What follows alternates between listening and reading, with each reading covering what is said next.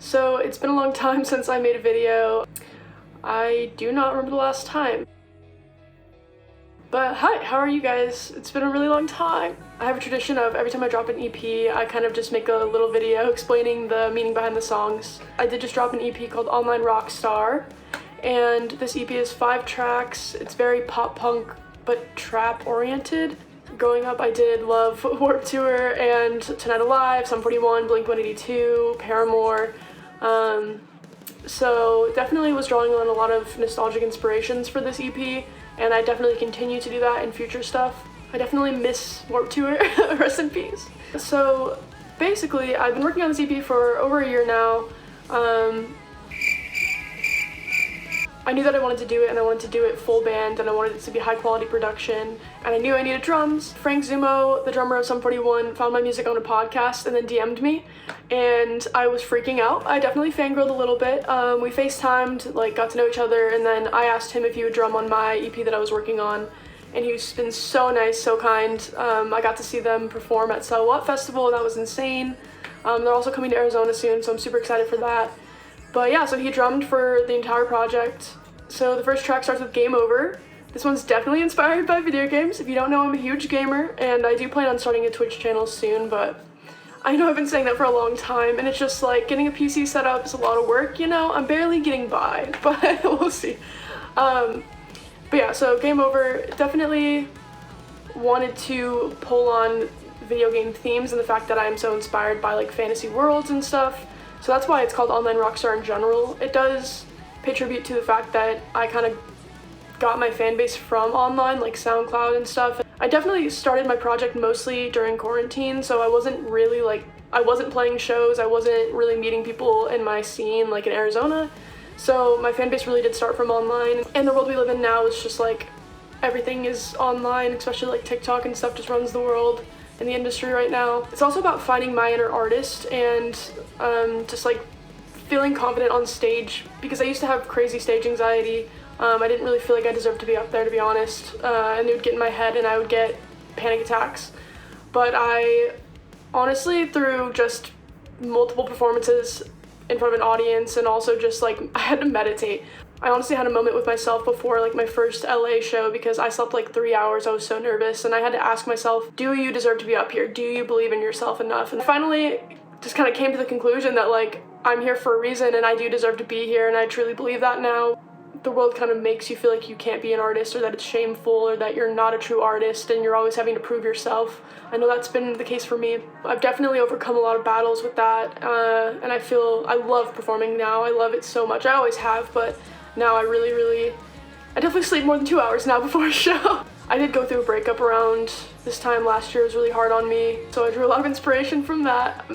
Definitely coming to terms with the breakup and just showing that I'm strong without anyone else, basically. Game Over features 916 Frosty, which is a good friend of mine. He's been on a few of my projects, but some of you may know Subject to Change. Features always take so long, and they're the most stressful part of a project for me, 100%, but 916 Frosty was so easy to work with always, and it's truly just really awesome, and I want to play video games with him soon, hopefully. The second track is Living Room Couch, which at the time I wrote when I did not even have a living room couch, but I do now, so I'm stepping up in the world, basically.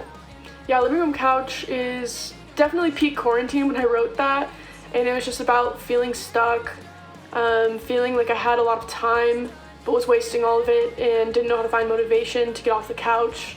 I love the production in that song. It came together so well. Brody McKeegan and Blake did the production on this whole EP, and they absolutely killed it. I would get an idea of how I wanted the song to go. I would write a chorus on an acoustic guitar or something. I would send it to Brody.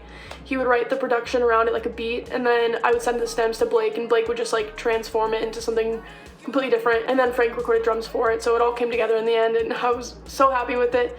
I think you'll definitely notice the quality difference between this EP and my first one. I did still record the vocals in my bedroom, which I'm planning on not doing anymore for future stuff, but we will see. The third track is Down Bad, which I just kind of wrote as a fun one. The fun fact behind this one is, at the time I was working a full-time job, and I interviewed for a position and I didn't get it, and I was really, really upset about it. So I was like, I'm just gonna write a banger song, I don't care. And then I hit up Titus, who is an amazing artist. I actually found him on TikTok, and I got to meet him as well, and he's super, super kind. and talented, and he just threw on these crazy harmonies and like killed his part. He like threw in some screams and stuff, and like the song really came together, and I'm so grateful for him. Digital Heartbreak, I really loved the blend of pop punk and trap on this one. But yeah, this one's just a fun breakup one. My favorite line in this one is, like Skater Boy rockin' on MTV, yeah, you're gonna watch me. It's definitely a throwback to Avril Lavigne, paying homage to the greats. Yeah, so Frank came down for a music video for this one actually, and like we had so much fun. It was great. Chase filmed it. We had a huge crew. That floor hurt so bad. They taped me down, like fully taped my body, duct taped the entire thing, and it was like the first scene we shot, so it was like 7 in the morning or something, and the floor was so cold and it was like concrete. He was like really trying to fight and get out of it. So I was trying my best, but that shit actually hurt so bad, and I was so sore the next day, because you don't realize like things you learn from shooting music videos, hopefully the only time you ever experience this, but when you're fully duct taped to the ground and you're trying to break out, like I was actually trying to break out and I could not, and it uses every muscle in your body to try to get out, so that shit hurt. I made a TikTok about it and people were like, oh my god, how difficult, like that must be so hard to be taped to a floor, and I'm like, actually fucking try it, because that shit is not easy. But yeah, we had a great time and I love that music video. The last track is Bleed Through, which is probably the most meaningful one for me. I got the lyrics tatted on me, so it's all those colors, they bleed through, it became clear, I'm see-through. It's really about just like seeing myself truly for how I want to see myself for the first time, and just letting go of my insecurities or fears and just becoming myself. That sounded really camp rock of me, but yeah, this one's really definitely kind of pop and lighter. It's definitely like a major key, I think. All the songs have a fun blend of pop punk and hip hop, because that is my roots.